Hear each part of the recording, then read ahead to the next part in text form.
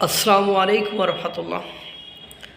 বিহারের পর বিজিবি এবার মমতাদিকে হয়তোবা খেয়ে দিবে, অর্থাৎ মমতাদির ক্ষমতায় যাওয়ার স্বপ্নটি গুটি গুটি পায়ে দুঃস্বপ্নের দিকে হেঁটে যাচ্ছে মনে হচ্ছে। কারণ সারের কারণে 13,92,000 ভোটার তালিকা থেকে বাদ পড়ে গিয়েছে।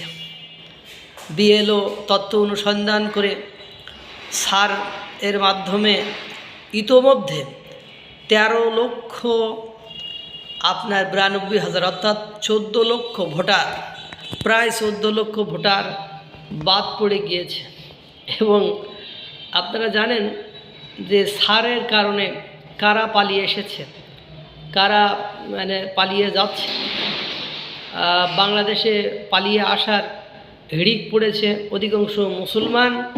তারা কিন্তু ভারত থেকে ডিটেনশনের ভয়ে বা কারাগারে থাকার ভয়ে তাদের কাগজপত্র নেই, অথচ তারা আধার কার্ড দিয়ে এ কার্ড দিয়ে সে কার্ড দিয়ে লক্ষ্মীর ভান্ডার থেকে টাকা পয়সাও পেয়েছে, এমন লোকও ভয়ে পালিয়ে এসেছে। এবং আপনারা জানেন যে ভোটার তালিকা প্রস্তুত হচ্ছে, সেখান থেকে ইতিমধ্যে 14 লক্ষ, প্রায় 14 লক্ষ বাদ পড়ে গিয়েছে।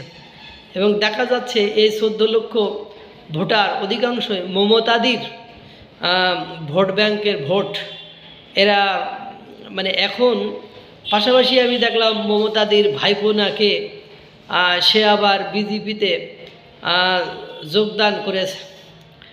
একের পর এক যে বিষয়গুলো পরিলক্ষিত হচ্ছে বা দেখা যাচ্ছে, তাতে করে এটি সহজেই অনুমেয় যে মমতাদির শাসনকালের, শাসন আমলের বা দীর্ঘদিনের শাসন ব্যবস্থার হয়তোবা ইতি ঘটতে যাচ্ছে।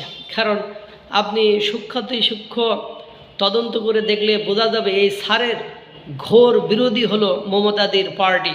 অর্থাৎ মমতাদিরা চাই না যে সারের মাধ্যমে এই অবৈধ ভোটার, অবৈধ অভিবাসী তাদেরকে ছাঁটাই করা হোক, তাদেরকে সেখান থেকে বের করে দেওয়া হোক।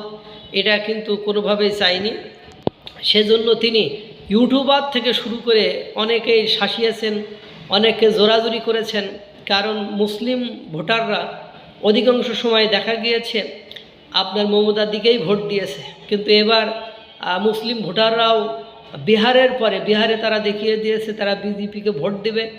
এবার তারা বিজেপির সাথে যোগদান করা সহ সারের মাধ্যমে যে ভোটারগুলো বাদ গেল, এর কারণে মমতাদির হয়তো কপাল পুড়ল।